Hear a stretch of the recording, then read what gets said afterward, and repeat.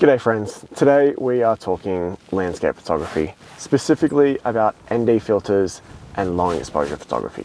Now, if you're new to this area, I'm going to show you today the filter that you need to get to take your photos from this to this, or this to this, this to this, and finally this one to this one. Now, all of these photographs were taken with a 10-stop ND filter. Now, a 10-stop ND filter restricts almost all of the light coming into your sensor. It lets 0.1% of light actually in, so it really allows you to open up the shutter for very extended periods of time and get really dramatic results. We're going to set up a photograph just behind us using that 10-stop filter to not only blur out the water, but also take the glare off the water. And we'll show you an example just over here.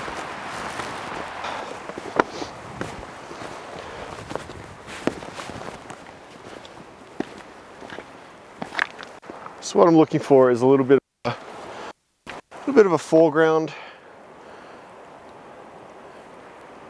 that will give a good example of this.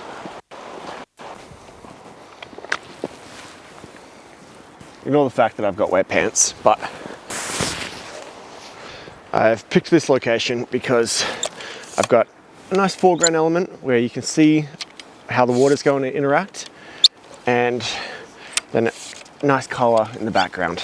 So what I'm going to do first, before I even think about my ND, is I'm going to set up a shot how I would take it normally, and then for one we're going to do before and after. So setting up the shot is important because this ND filter is very, very dark. Right, so now that I've composed my photo, I've got my 10-stop ND, which lets in 1% of the light available. So the settings I've got for a normal photograph are 1/60th, f8, and ISO 100. So I've got that basically as low as I can. So we're going to take a photo there. And then, because this is so dark, I'm going to get my focus perfect on this. I'm then going to flick it to manual focus so that when I put this on, because it's so dark, it might not actually be able to autofocus because it can't actually see anything. So I'm going to screw that on. Now, 10 stops is going to drastically change this image. So for every stop, we double the exposure. So 1/60th will end up roughly being 15 to 20 seconds. So I'm going to change that exposure all the way to 20 seconds. And then I'm going to put a 2-second timer on so that it's nice and smooth. We are going to hit the shutter. This will be incredibly different to the photograph that we just took, the base photograph. And from there, we're going to change it even more by adding polarization to it.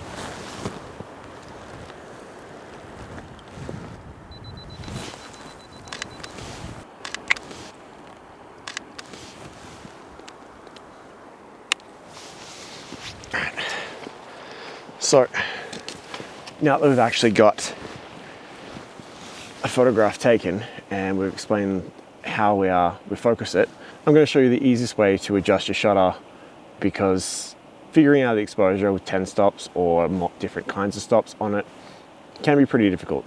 I use an app, PhotoPills. There's obviously a bunch of other ones, but it lets you put in your settings and then put in how many stops of light, and it'll do the calculation for you.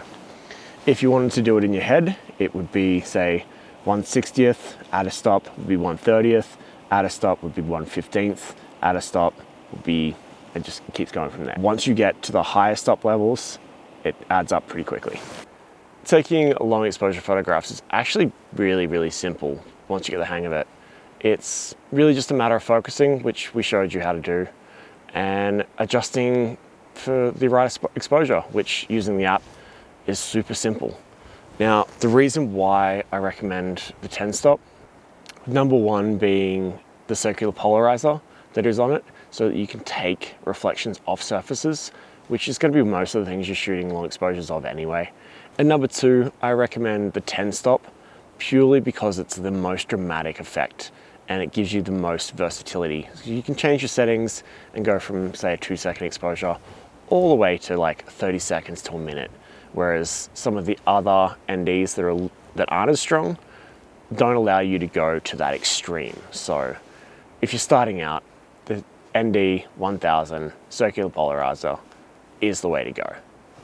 Well guys, hopefully you enjoyed that and learned something from that. One last thing is I would definitely recommend spending the money and buying quality. Because, I mean, if you get shitty glass for your really nice lens, it's like putting just the dirty, gross sunglasses on your eyes. With long exposure photography, it enhances and exaggerates every single bit of light that comes through that lens. And if there's even the slightest bit of color cast on the ND filter, you'll notice it just drastically. And it is not impossible to get rid of in post, but the amount of time you spend trying to like color correct your photos and whatnot, it's a nightmare. It's easier just to buy good glass. Now this is my favorite piece of glass, obviously, because that's what I'm making a video about it. Full disclosure, I do work for PolarPro, but I bought this piece of glass long before they even knew who I was. This exact piece of glass. And that would be, I'm gonna say 5 years ago that I bought this. And it is still in perfect condition, and it is, what's the reason a lot of my photos actually exist? Big fan. Big fan. Anyway, hopefully you got something from that. You learned how to focus and expose your images properly. And I mean, go and get one yourself. They're amazing, and it'll change the game for photography for you. But yeah, it's been a pleasure. I'll see you guys next week. Peace.